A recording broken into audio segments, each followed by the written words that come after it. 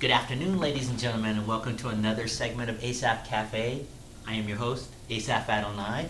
On my immediate left, affectionately, our aging rocker Emmet, and we're just going to do a one-on-one. And I like these one-on-one shows. Same They're a here. lot of fun. Yeah.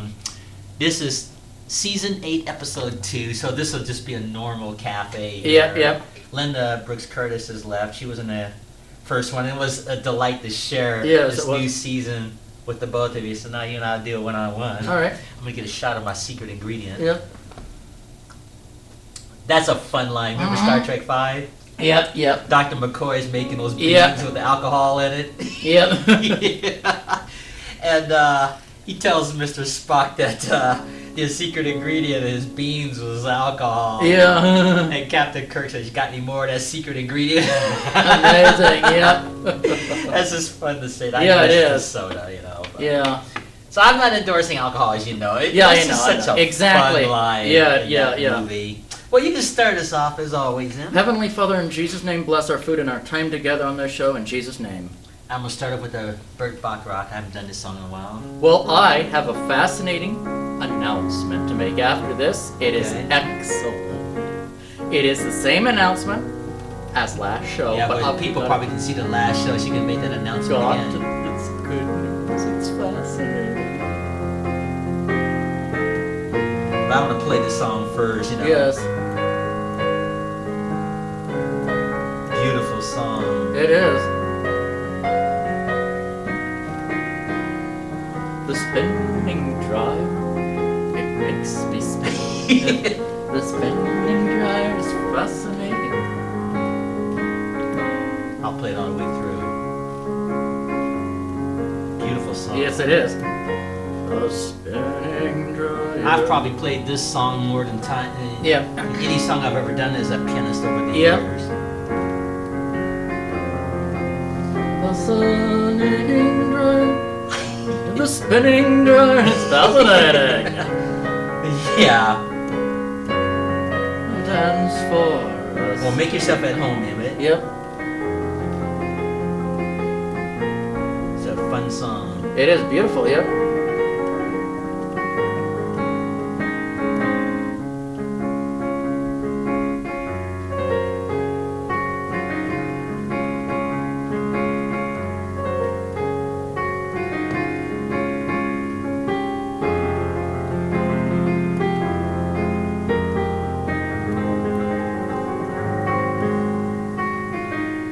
Yeah, these keys are kind of hard to push down. Yes, yes. That's okay.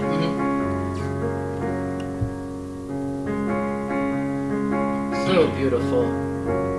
And for those who don't know the name of this song, it's called "This Guy's in Love with You." Mm-hmm. Burt Bacharach is the composer in the 1960s that wrote that, and the trumpeter Herb Alpert introduced it to the world and made it famous at the time.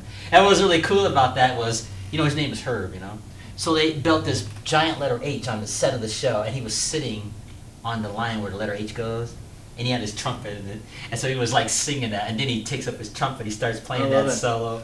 You And mean that there was a fun. Herb Alpert show? No, Oh, he okay. was just a guest on, I think it was the Carpenter show, Oh, if I okay. remember that right. Mm-hmm. And so he was literally sitting on this giant letter H, Mhm. propped up in the air, you know the line that goes in a Yes. letter H? Yes. And he was singing that song, sitting on that little line in this set they had. And then he took his trumpet and he was playing that melody. Fascinating. That was so cool. Just Yeah. so cool. Absolutely. Yeah. I mean, if I could play the trumpet like Herb Alpert, I probably wouldn't have to play the piano Yep. anymore, you know? So, but that guy, he still is. He's an amazing trumpet player. And he left the world some great music. Yeah. Easy listening music. Yeah, wonderful. I guess he's not alive anymore. No, he still is. Oh, is, He's well. just, I guess you don't hear about him as much as you once did. Mm-hmm. I assume he's still performing and Yeah. whatever. A lot of these people, when they pass their heyday, they still perform, even though the younger generation coming up may not know who they are, but they still perform. Mm-hmm. I'm sure he probably packs them in wherever he goes for the people that remember him. But what was cool about him is the dating game with Jim Lang. You know, Mhm. he used to use the music of Herb Alpert. And now here Oh, yeah. she is, and they do something like this. Yeah. Something like that. Something like that. Yeah. I don't know how to play that, but that was cool that they would use his music. Yeah. You know, it was just Wonderful. He left some beautiful music. Yes, some yes, great music wonderful. for Yeah. And I've seen some of his videos, so that's pretty cool watching his man, definitely. you know, play the trumpet. And you know, I used to listen to his music when I was growing up, and I think my parents used to listen to Herb Alpert. Yeah. Who didn't? If Yeah, you were definitely. In the 60s and 70s, so who knows? But he was an amazing trumpet player. For those, I'm not a trumpet player, but for those people that I guess know about the trumpet, it was pretty cool listening to his music. Let's have some fun with his music.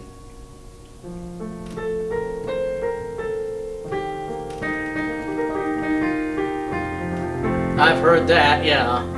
This is called The Lonely Bull. The Lonely Bull? Yeah. You mean B-U-L-L, Yeah. like a lonely cow? Yeah. Fascinating. The Lonely Bull. Yep. Yeah, The Lonely Bull.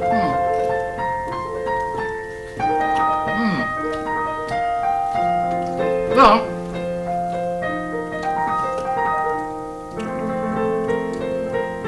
if there are any cows out there, like if there's a television set out there in the field and there's a lonely bull out there somewhere in a field, that song's for you. Yeah, it's called The Lonely Bull. And, Fascinating.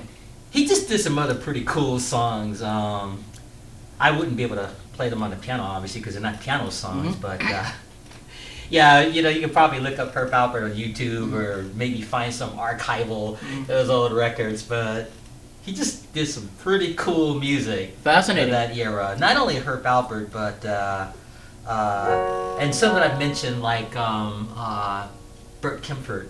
Oh, I love Burt Bacharach. Swingin' Safari. Yeah. Yep.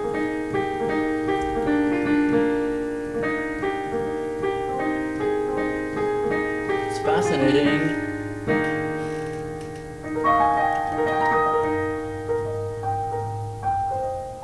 Isn't that cool? Yep.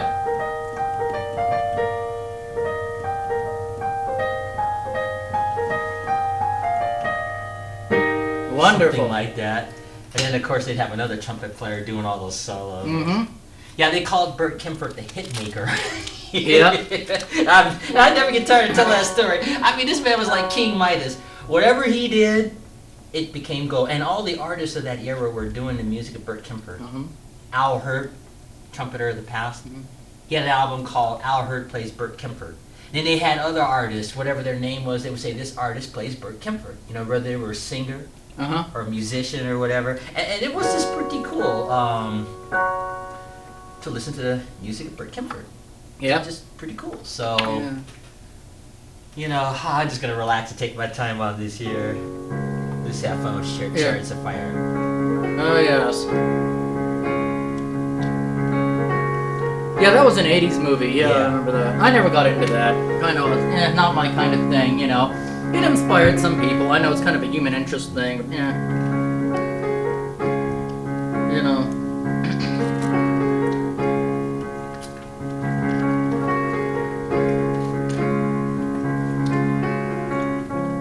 Here's the middle part. They'd even play this on KUEZ FM sometimes, you know, the easy listening station they've transmitted into an orchestra, yep.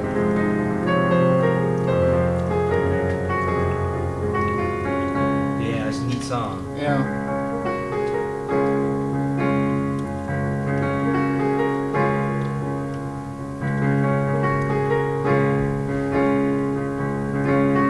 And the final verse.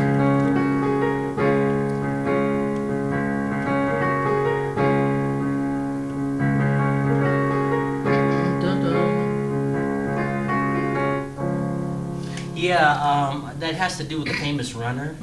I can't remember his name at the moment.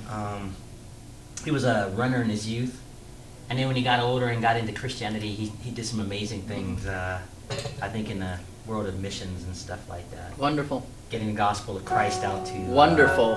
People out in that country, whatever it was. And they probably took some artistic license in the movie, which they do, because I understand it's a movie. So like the Prince of Egypt, for example, they had at the beginning of the movie that we're taking some artistic license, but we believe that our presentation does tell the story of Moses. Yeah, yeah. Even though it has the artistic license. Yeah. There was a lot of stuff in that that clearly wasn't in the Bible, but Yeah, yeah. I think there's a difference between that and something like that Noah's Ark movie, which is clearly. Yeah, that was awful. No, But, yeah, that was. Getting back to the Prince of Egypt, it took them 4 years to make that cartoon. Didn't know that, huh? Well, it was shot in the Holy Land too, and just those factors, and they had like Jewish, Hebrew scholars involved in the production, from what I understand, Hebrew choir, and it was just beautiful film, and the special effects just amazing, and they had people like Whitney Houston, Mariah Carey lend their voice to it. It was pretty cool. Yeah. I'm gonna try to see if I can remember how to play a song from that film. There was a song called "When We Believe." This is a song. This is when Moses first. Well, let me backtrack. Remember, the Lord tells Moses, "Kill the lamb." Yes. And sprinkle the blood on the doorpost. Because I'm going to send the death angel. I'm going to wipe out the firstborn. And if I see the blood on your doorpost, I'm not going to get you. And of course, Moses and the children of Israel obey the Lord. They believe it. So they kill the lamb. They put the blood on the doorpost. In this cartoon, they did depict that. And so then that death angel goes in there at midnight, right, Egypt, and he wipes out all the firstborn. And so then after Pharaoh's son dies, and they have a scene with Pharaoh and Moses, and he's like, "Leave me!" Yeah. His son was dead. So Pharaoh decides to let the Egyptians children of Israel go. And so they have this scene in the cartoon where Moses tells his wife Zipporah and sister Miriam and brother Aaron and all the children that, we're getting out of here, we're leaving. And they had a song in there called "When You Believe" in the cartoon, and that's the song I wanted to play. So I wanted to tell that story. Now, I haven't done this in a while, so I'm not even sure I can remember it. I'll try to do this, see if you recognize it.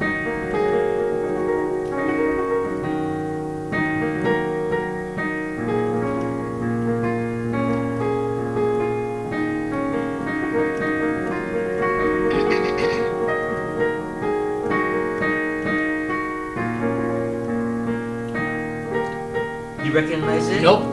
Yeah, I never watched the cartoon, yeah. I'll play it for you.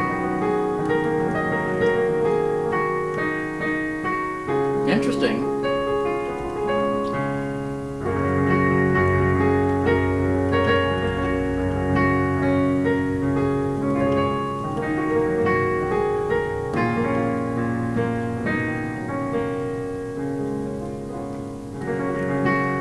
Beautiful song. Yeah, it is.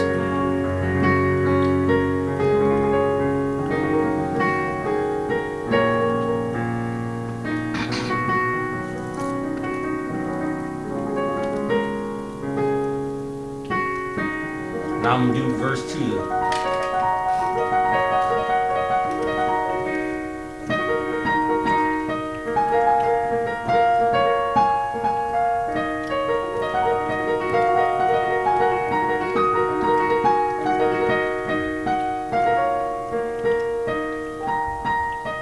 that pretty?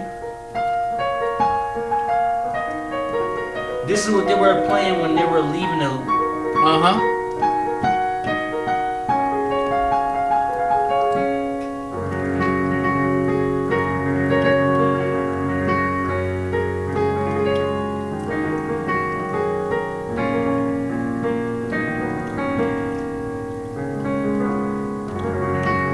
Wonderful. I haven't done it in a while.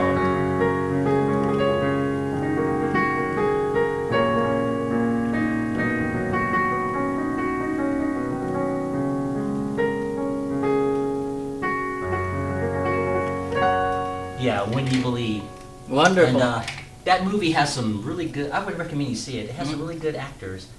Patrick Stewart, Star Trek, he plays Pharaoh. He had that voice, that Captain Picard voice. Yeah. He made a perfect Pharaoh. Val Kilmer, the actor, played Moses. Jeff Goldblum, I don't know if you know him, he was in this film. He plays Aaron, the high priest. And Whitney Houston, if I remember, I think she was Miriam, Moses' sister. And Mariah Carey was Zipporah, I believe. But, I don't know if those facts are 100% correct, but the point I'm making is it was such a beautiful wonderful show, and the special effects in this was just beautiful. It's called The Prince of Egypt, if you ever get to see it. And I don't know, I may have butchered that song, I don't know, but it's a beautiful song. Wonderful. And Danny Glover, the actor, the African-American actor was in this, he lent his voice to it. He plays Zipporah's father, the high priest of Midian. Mm-hmm. And they had a song on there called Look at Your Life Through Heaven's Eyes. Because there was a scene where, you know, after Moses was humbled being in the desert for 40 years, Yeah. they were celebrating because Moses saved Zipporah and the sisters from the bad guys that are trying to steal the water from them from the well. And Zipporah's father's like, you know, praising Moses, and Moses says, I wish you wouldn't do that because I'm not worth anything. Yeah. And that's when Danny Glover, the father, says, you know, don't look at your life that way. Look at your life through heaven's eyes. Yeah. And it had a line in there where, you know, when you're living your life, you don't see the whole canvas.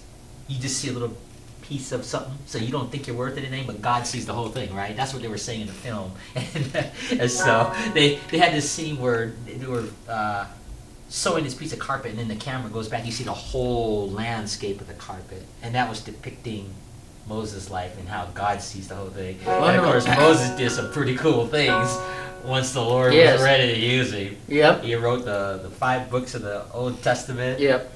Got to see the waters parted. Yep. And it just... Moses just did some pretty cool stuff. He did. It was really the Lord. I understand that. Exactly. He uses Moses. Yep. Can you imagine being Moses and Amazing, yeah.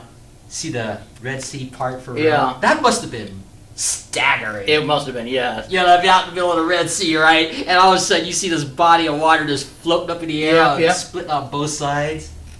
And it was just pretty cool. That must have been really something to see that in real life. Yeah, it must have been, yeah. If I can go back into a time tunnel, I'd go back to that period and watch that. Mm-hmm. And that's brilliant thinking on the Lord's part. Because you know the movie The 10 Commandments with Charlton Heston? Yes, I saw that one. They had a scene, you know, just before the water parted and the children of Israel were trapped, right? And Pharaoh says, boy, God sure is a poor general to leave his people with nowhere to go. And the Lord is like, we'll see about that. Yep. And then all of a sudden the water split, they go right through it, and then when the Egyptians go, then the water caves in on them. Yep. Brilliant thinking on the Lord's part. It is. And I know that even with the Charlton Heston movie, they probably took some artistic license, but they pretty much were telling the story. Yeah. I don't have a problem with artistic license as long as it tells the story. Yes.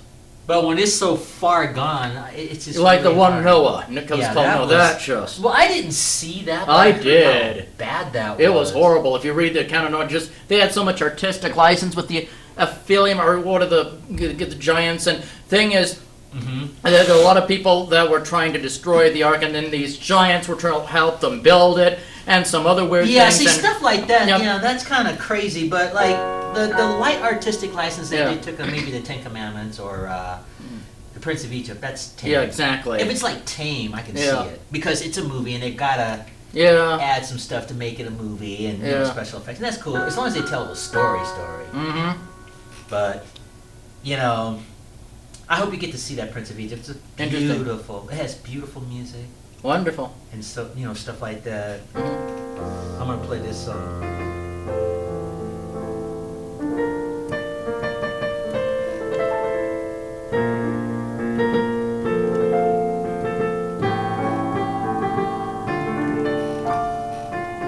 I think to myself, what a wonderful world. That's the name of the song. Yeah, that's a nice song. It will be a wonderful world one day when Christ returns. It will be, yes, indeed.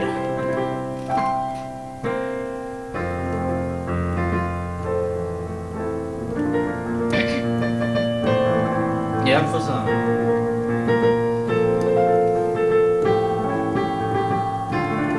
They even play that song sometimes on the slumber set of Toddler tunes, you know. They play the whole thing, you know, the song one where Ray Armstrong sang that. You know, it's really nice. It's perfect to get a child to sleep. It's perfect, you know. Yeah, and here's the second part.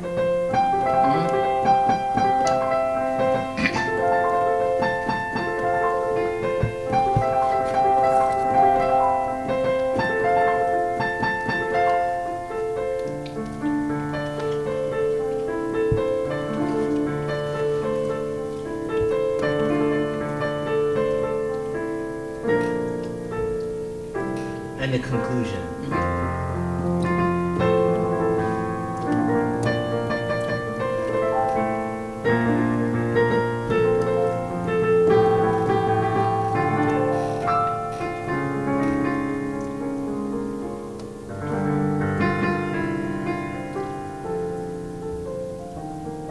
in the conclusion.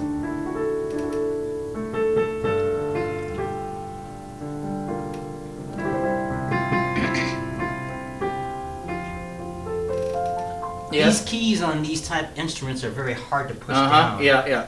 So I can't play that like I would like to on a regular piano, but yeah, Louis Armstrong, like I said, I'm not a trumpeter, but he was a fun trumpet player to watch. Yep. The last time I remember seeing him, I was in junior high school. He was on a show called The Mike Douglas Show before he passed away in 1971. And he didn't do much trumpet playing then because he was in his twilight years, but he carried his horn with him, and he just talked.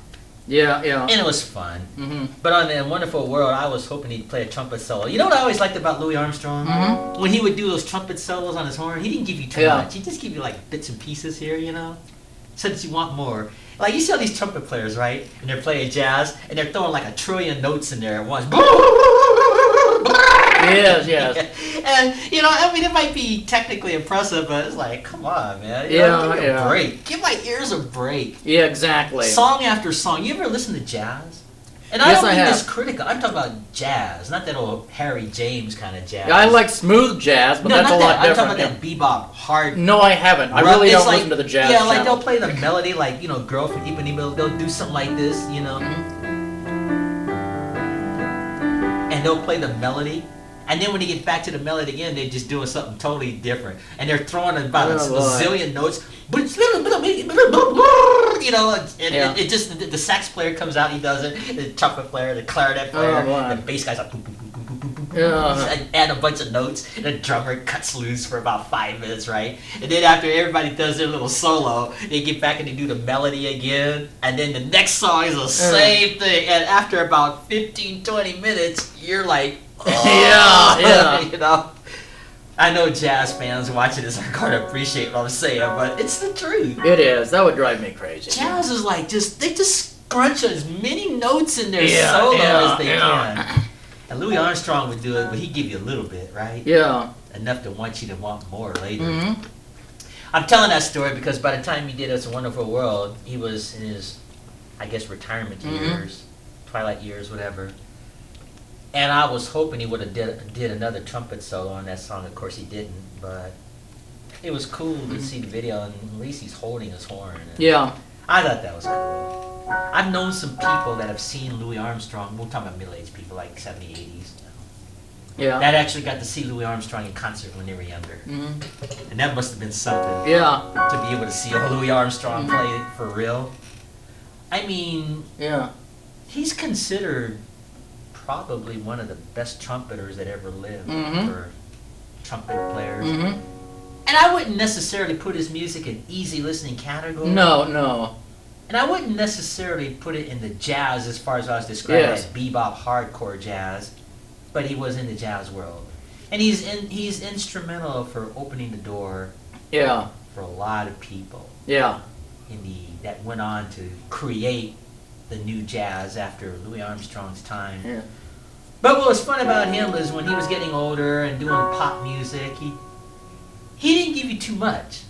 And it was always fun, you know, like he'd give you some jazz runs and some fast notes here and there, and I don't know how to describe it, but you know, it's like it wasn't overkill. Yeah. Well, he was on KUEZ FM Easy Listening when in the 80s when it was Easy Listening. That's when I first heard the full Louis Armstrong version. It's a Wonderful World, song. Just that's what I heard. So at least that one was a nice song.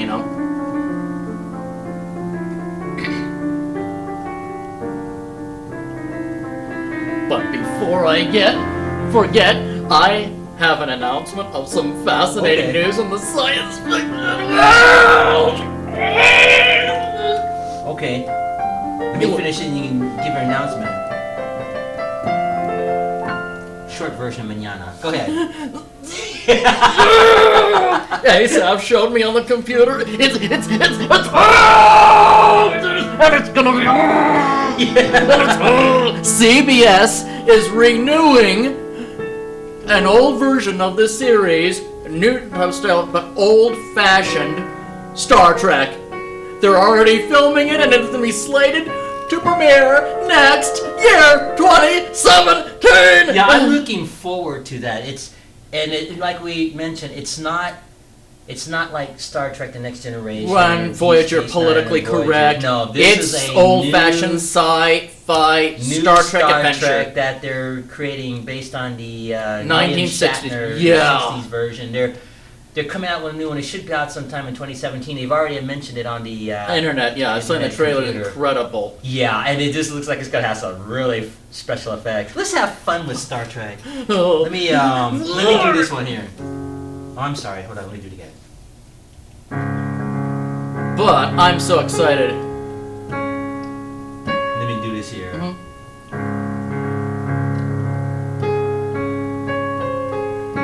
Deep Space Nine. Nope. Oh. Voyager. Yeah. That was it, yeah. Yeah, Voyager. Yeah. I never got into that series because it's so politically correct. I tried to. I saw the pilot and a few other episodes, but yeah.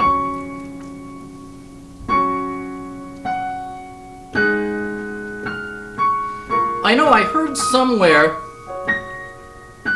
there was a collection of Star Trek episodes on DVD or something where you could buy every single Star Trek episode of every single season and show ever made, from the first classic to Voyager to Enterprise. That would be worth collecting. You know, I meant I'm not plugging products because no, I understand that. But that it's is just the truth. Yeah, and I wouldn't mind having it as a collection, but yeah, that would I cost a didn't fortune. care for every Star Trek. Nor did I. episode Nor that did they ever I. had. Nor did I. Like there were from each Star Trek, including the one with William Shatner. Yes. There were some I liked, and there were some I didn't care for. Exactly. And with the rest of the Star Trek thing, but I think with this new Star Trek, It's there'll gonna be some real. I think it's gonna be really good. Yeah. Really, really. Let me do another Star Trek here. Like, some of the ones I didn't care for like the original series with William Shatner, they had some anti-religious ones. They were, talked about gods or people's belief in, an alien's race belief in God, and it wasn't true, but it was from an atheistic point of view, and that offended me as a Christian, deeply. That I did not like at all, Even on Next Generation, they had something like that, occasionally, and that's just not right, Uh-huh. That just upset me very much, and I just, total holes, the atheistic line, and I don't want to get political or religious here, but it's just, as a science fiction fan, but also a religious person, I was offended by that kind of a thing, because it had a message, Mm-hmm. But I think my favorite Star Trek episodes, if I had to change one, of the William Shatner one, that was, good gravy, what was it? The Doomsday Machine. Yeah. The big giant outer space robot that was from another galaxy in a great space war. That's my personal favorite Star Trek episode. Yeah, that was the Doomsday incredible. Machine. Yeah. William Wyndham, the actor that played Captain Decker, I just think he nailed that. He just nails that. Yeah, he does. Yeah. Of course, I've been a fan of William Wyndham ever since I was a little boy, because he used to do a television show called My World and Welcome to It. And it was like this comedy show where his house would turn into a cartoon and talk to him. Yeah. And he was the only one that could hear his house talk to him. His house would like stretch and have eyeballs and look at him and tell him something. His wife couldn't see it, the kids couldn't see it. It was just a cute little comedy show, and it had a theme that went something like this. I remember it. See.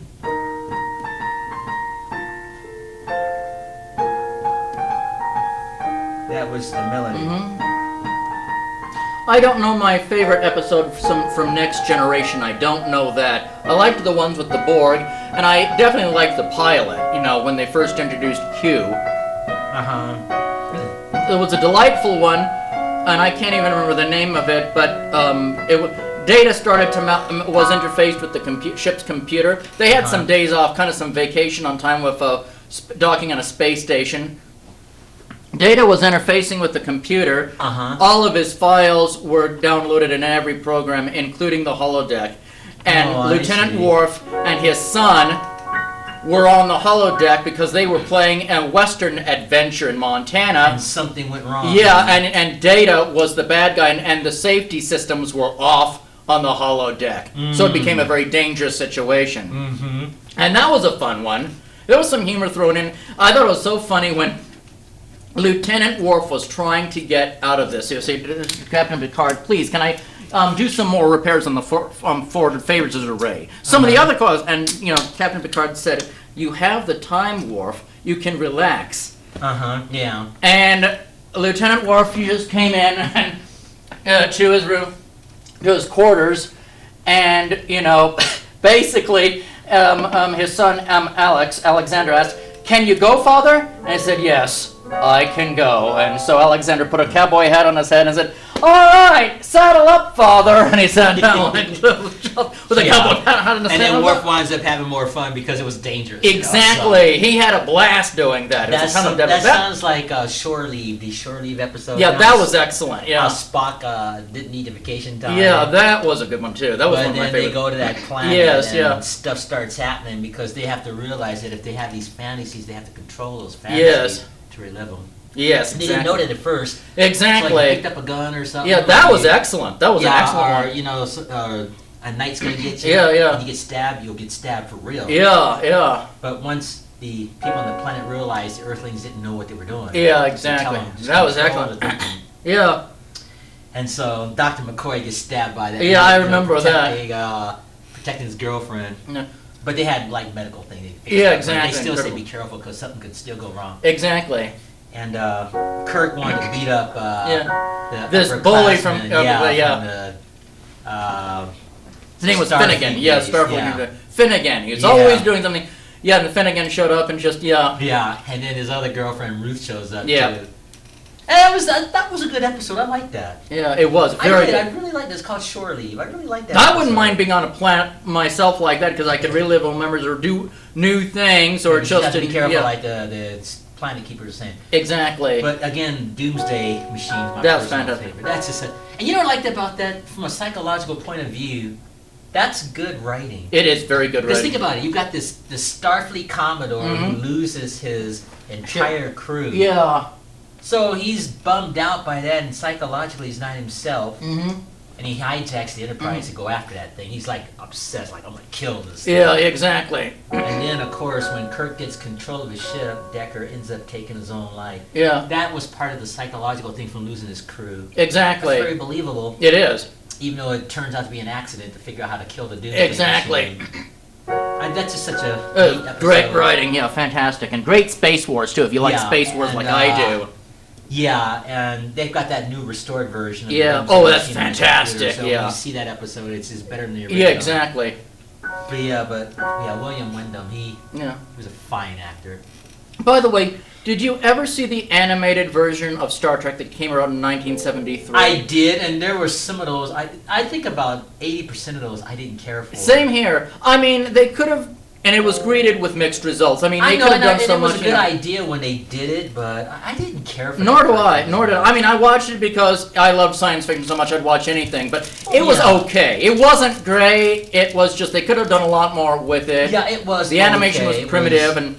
That was just okay. I didn't care for it. Yeah. I mean, I'll watch it. It's like I could live with or without it. Yeah. I did like the special effects a little bit as far as the artwork. But, no, I think that Star Trek, the William Shatner version, is just the best. Yeah, it was, You can't beat it. Yeah, they may have better special effects by the time they get Enterprise and Deep Space Nine and what have you, but no, Captain Kirk was smooth. Yeah. The rest of those characters, the characters they had, and it was just a neat series at the time. So I can't wait. I'm counting down the days to see, this year new. From now, probably. I guess fall of 2017. Yeah, the news. So that's something to look forward to, folks. Yeah, Star Trek, the new Star Trek that's coming out that they've just announced, I think today on the computer. I wonder if that's going to be based on the new movies they had with the younger William Shatner. If they're just going to make it. I personally think it's going to be based on the television show, from what I've been reading. Yeah. So to have a new William Shatner. Well, of course they've got to get younger actors. They can't have the real. I was thinking that. Yeah. 80-something years old. That won't work. Or maybe they'd have all new on just a new ship before Next Generation. That's a possibility. I think it'll be the Shatner version. That's fantastic. More of a modernized. That's fantastic. I think that's going to be what it is. Because I love those two movies, Star Trek and Star Trek Into Darkness. They are making a third one, I think. Well, this is a television series, and they may have the special effects like those two Star Trek films, but I think I think it'll be just based on the television series. Yeah. They might even do another Doomsday Machine, a more fancier version. You know, stuff it's like interesting. Did you ever get a magazine called Starlog? I remember it. I heard of it. Yeah. I have a lot of old Starlogs. For you people who don't know, Starlog, they don't have it anymore. But I read that when I was a child, week to week, or as much as I could, you know, like the Bible practically, just over and over again, because it was about the world of science fiction and fantasy. And it was about, you know, what are the new movies, television shows, conventions coming up, how did they make it, interviews with that kind of thing. About around 1980, they were going to make another Star Trek with William Shatner, Leonard Nimoy, or someone else like that, but it was going to be a new series, you know, and just after Star Trek the Motion Picture, they were going to revise that for television. It never got made, but I saw they reprinted some of the sketches of some of the plots that they were going to have for the first season. You know, and I was excited when this was going to happen, but I read those and I was not impressed. They were kind of depressing, just pressing stuff about Klingons, some other. They had a very disturbing one that they were going to shoot and do, where somehow Abraham Lincoln had lived through his assassination and it had screwed up Starfleet somehow. So Mr. Spock had to go back in time and kill Abraham Lincoln. Oh, see, that's kind of silly. Yeah, that's disturbing. That's very disturbing, and I didn't like that kind of. They're gonna. That's not a kind of a science fiction thing I would like. I'll tell you what was cool. Science fiction. So they never had that. They never had that. Thankfully, they never even made that series. I'm glad, kind of. When I was a little boy, there was a show called Time Tunnel. Oh yes. And I went back and looked at some of those early episodes recently, and they had this episode. Well, let me tell you the synopsis for people watching the show that may not know that. There were people in this laboratory underground, and the government was sponsoring this program where they built this big time tunnel. It was like a tunnel, and the thing was the government was spending millions and millions of dollars to see if this time tunnel would work. And before the two main scientists finished the project, the government wanted to pull out of the program and not sponsor it anymore. So one of the scientists decided to test the time tunnel on his own.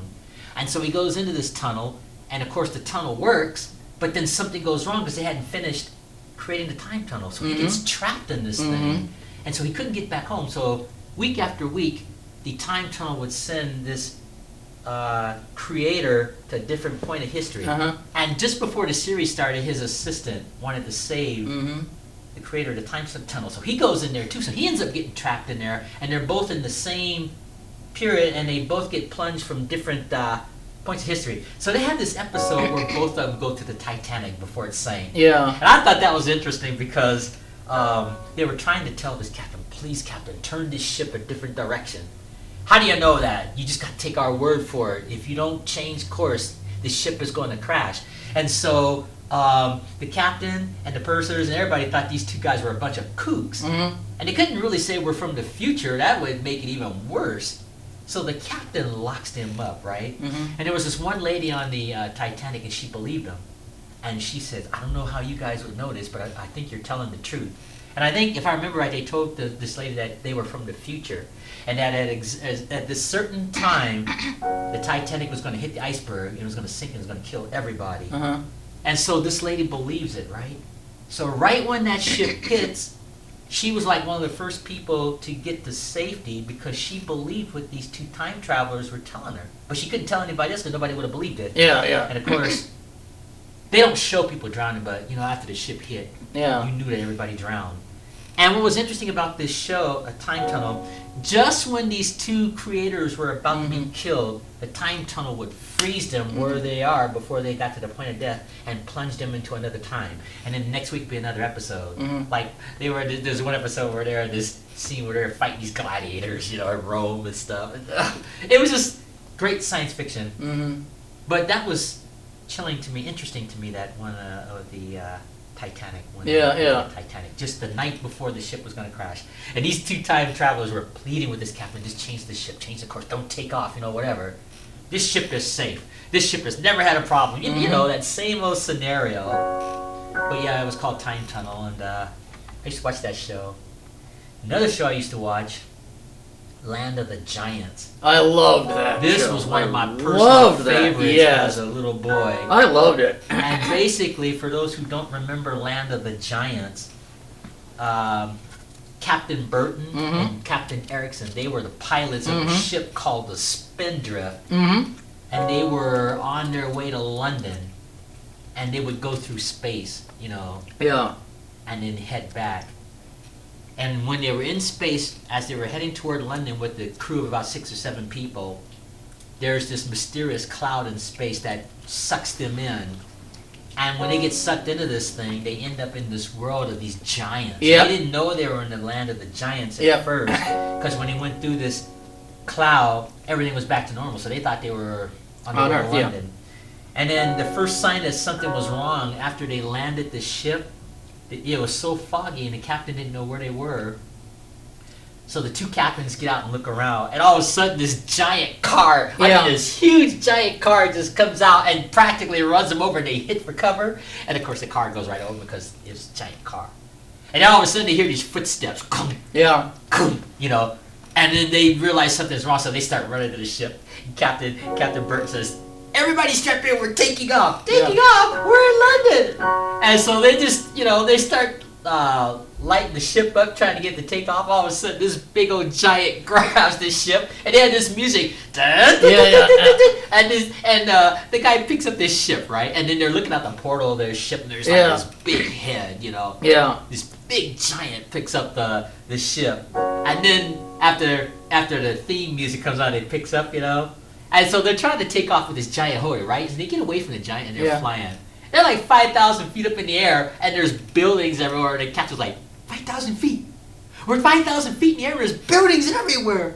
And Betty, she's like the steward's like, "Oh, it can't be, it can't be." And they realized they were trapped in this land of the giants. So they didn't have the power to get back into space and get out of there. So they had to land that ship. And that's how the series started. And of course, they were more technical advanced than the people in the land of the giants, because obviously they had a spaceship, so they had space flight. Whereas the people in the land of the giants were very primitive. They had rotary phones and what have you.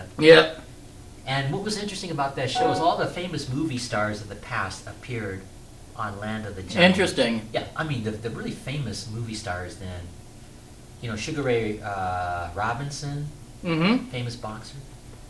He was on an episode of that. Vic Morrow, the actor, Broderick Crawford. These are actors from the past, which our audience here today probably won't know them, but they were like, they're really famous actors.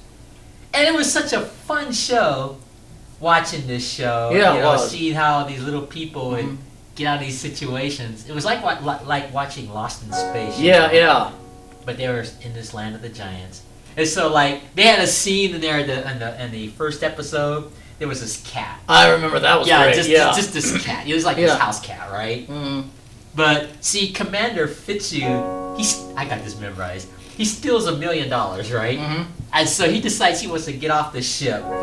So he's like walking around. He doesn't know he's in the land of the giants. And the little boy Barry goes after him and follows him, right? And all of a sudden you hear this music on. And all of a sudden this cat, they turn around, you hear this roar, you know? And it's a house cat, but then it was like this big giant cat looking down, and he takes his paw and he hits Commander Fitzhugh, knocks the money over, right? Let's get out of here! So he and the boy run, right? And they get back on the ship. That thing is after us! And the captain says, "There's 2 more people out there, Fitzhugh!" And so the captain opens the door, this cat's like, roar! And all of a sudden, they close the door, right? And the cat's like trying to get inside that spaceship. Amazing. That's great. That was fantastic. I saw that. I loved it. And that was pretty cool. It was. And then they had some other scenes. We talk about science fiction. I love science fiction. Oh, same here. It's they had another scene, and this was in the pilot episode. They had not a stewardess, but one of the flight people. I can't remember her name, but she and the captain are exploring, right? They're exploring the land of the giants, and they're trying to figure out a way to save. Well, no, before anybody got captured, they're exploring, right? And there's this big trap, like this mouse trap, like this animal trap. And the captain tells that lady, "Stay out of there, don't go in there, you don't know what that is," right? You know, she's not hard-headed, right? She's like, "I won't buy it without telling my lawyer." So she goes inside there, and the captain tells her not to go in there, right? And the captain says, "Don't you listen to anything?" So the captain goes there, right? And then the trap closes. All of a sudden, this big giant comes and he collects all the traps. But he doesn't know there's little people in there yet. So then, when the giant puts the mouse traps down, they get out of there, right? Mm-hmm. And they're trying to escape, and of course, the lady, they always say, teach the lady how to run. The ladies always trip and fall, right? So Yeah, back in those days, they did. I know. It was always the lady that tripped and fell. So the lady knocks over this glass tube, and the giant's here. So they go over there, and they see Captain Burt hanging on this rope, right? And they grab him, and they put him in this little jar, and all of a sudden the lady's like trying to get away, right? And there's like these two big giants hovering over. Yeah. And the scientist picks her up. They put them both in this little jar, right? Yeah. And then they lay them on the table and tape them up. They're like experimenting. They got this big giant pencil. They're like poking out. Yeah. And so then the other captain, Captain Erickson, and one of the crew members, they decide to go after and try to help him, right? Yeah. And then they get him loose from the table by climbing up there and everything. Mm-hmm. And then they get down from the table, right? Mm-hmm. And right when they get down, the giant sees him running away. He takes his big butterfly net. And he's gonna try to capture him, right? And he gets the other captain. He gets Captain Erickson in the net, right? He's like, help! Yeah. Or Steve, help! So then Commander Fitzhugh had this gun that was illegal that they weren't supposed to have, and so the little boy and one of the other crew members and Commander Fitzhugh, Fitzhugh has his gun. And they see this huge giant, right? And all of a sudden, the boy takes Fitzhugh's hand like this and shoots it, and it stuns the giant because they shoot him in the leg, right? So he drops the net, and they free the other captain out of the net, and they go into this little tunnel. And this giant's like peeking there, come back! Yeah. Ain't that creepy? Yeah. So, and then the giant slips his hand in a little thing there. He's trying to get the little people, right? And Commander Fitzhugh takes his gun. He's like shooting his hand to stun that giant, Mm-hmm. And then they get away from it, right? Mm-hmm. And then they go through the end of the little canal and it leads them out to this like forest, right? And they're resting. All of a sudden, this big boxer dog comes out. He's like this huge dog, right? So a couple of crew members, they hide in this egg case, where they have like eggs. Yeah. And this dog's like, rah! He's like on top of the egg case trying to get in there, trying to get those little people, right? And so the captain like sees this like turpentine stuff. Mm-hmm. And he takes his jacket off and dips it in there. And then he throws it toward the dog, and they light this thing that explodes, and it causes the dog to run away in fear. And that was just like a cool episode. I know, that started this whole series, Land of the Giants, and that was excellent writing. Yeah, just really was. I think Land of the Giants of all those shows was probably the best. Yeah, one. yeah.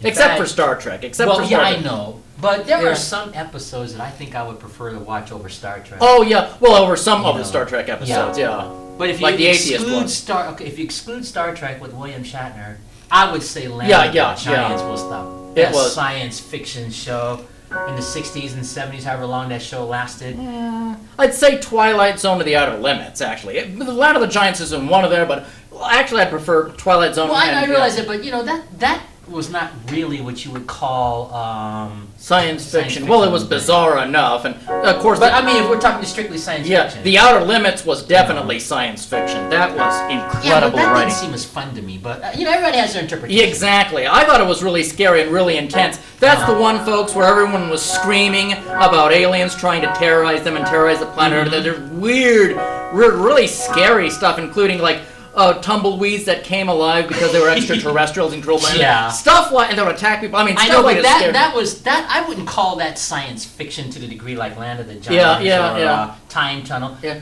Well, what's fun about those shows is they pretty much had the same writer. Allen. He did Lost in Space, and I thought that was cool too. That concept. Man. With Billy Mooney and the rest of the crew, June Lockhart, and I've always been a June Lockhart fan. But I've said this before with Lost in Space. If they had kept that serious, I think that would have been a better legacy than the legacy that it left. Yeah. And I know they wanted to cater to children after about the second season or so, but they should have kept it serious. Exactly. And those black and white episodes of Lost in Space, there was a scene where Professor John Robinson they're in space. They're flying in space, right? Mhm. And they had to make some repairs. And he climbs out on top of that spaceship while they're out there in outer space, and he's fixing stuff, right? And right when he gets done fixing, his line breaks, and he starts floating out in space. And so his wife, Maureen, suits up, and she's got this little gun, and she's shooting this wire trying to save her husband. Stuff like that. Yeah, exactly. They should have kept it serious like I that. agree. And that was fun to watch. And then they had another show called Voyage to the Bottom of the Sea. Which, Yeah, I never watched that one. Yeah. that was pretty cool. That was basically science fiction, Mhm. but it was based on this crew on a submarine called the Seaview. Yeah. And what was fun about that show was it had what was called a flying sub, short for flying submarine, that would come out of the front of the Seaview, and then that thing would go underwater, and then it would fly up in the air like a ship. Yes. And it could hold a crew of maybe 2 or 3 people Mhm. when they were doing certain things at the Seaview Mhm. itself. And that was a pretty cool submarine because this was a special submarine that could go further underwater and withhold Yes. the pressure of the water than Mhm. the normal submarines. Mhm. They had this episode once where this enemy submarine was going after the Seaview, right? Mhm. And it was shooting missiles at it. So the admiral says, okay, I tell you what, let's take our ship and we'll just dive, right? We'll dive because the Seaview will be able to take the pressure. Because the more you go under the water, the more pressure, right? And the Seaview could take it. So when the bad guys went under there, that water crushed that submarine and exploded. Mhm. And that's how they got out of that. And then they surfaced. And yeah, The Voice at the Bottom of the Sea was such yeah. a cool show. Even though it was military oriented. But like anything else, they started getting crazy with these goofy monsters. Yeah, It's like yeah. Lost in Space. It just Yeah. was, not the same. Yeah. But the early episodes of Voice at the Bottom of the Sea and Lost in Space and even Land of the Giants, it was pretty cool. Yeah, yeah. But when they start catering to kids, it gets Yeah, yeah, it does. goofy. And, At least Land of the Giants, from what I saw, I only saw a few episodes till I saw it in Seattle. It wasn't in Lewiston. At least they kept it serious, it seemed. They kept Yeah, it serious. that show was more serious than Yeah, yeah. the rest of them. Uh-huh. I remember one episode they had Land of the Giants. I can't remember how it went, but there was this, father, and he gave his child some army toys, and the child said, "Yes, sir," "No, sir," or whatever, "Yes, sir," and then he thanked his father, but then he found the little people and started trying to play with the little people. He thought they were toy action figures. Oh, I remember that. That was a good one. I can't remember the whole thing, but the little people in danger, and his father said, "These are the little people and not toys," or something. I remember that episode. That was a good episode. I like that. This is called Symphony A by Beethoven. Mhm. I enjoyed this one-on-one. We're almost out of time. Yes, we are. Spending dryer. Isn't that pretty, that song? I wonder if they're going to have washers and dryers on the new Star Trek. Wouldn't that be exciting? They ought to do that. Folks, if you're writing and you see this, can you have one with washers and dryers? Won't that be fascinating? And drinking coffee all the time? That'll make me happy. Like washing machines, won't that be fascinating? And can we make it with lots of lasers and space war action? That's what I like, And some with new Klingons and maybe some battles of Klingons or other aliens with lots of lasers so I can go, Yeah. Now, I admit I didn't do much playing in this particular episode, but it was fun covering all those old science fiction Yes, topics. And it I was. never get tired because I tell you, Oh, I love science fiction. I don't know why they haven't made a Land of the Giants movie yet. They've done just about everything else. They should, yeah. That would be the actor fantastic. Don Marshall, I saw him in an interview where he had even mentioned that. I wonder why they didn't make a Land of the Giants movie. Yeah, exactly. Maybe somebody will think it up. So if you're watching out there at TV land, if they ever make a Land of the Giants movie, that's going to be pretty cool. Mm-hmm. And on that, we're almost out of time. See, this hour just went by real quick. You want to make some say some final words before we take off here, Emmet?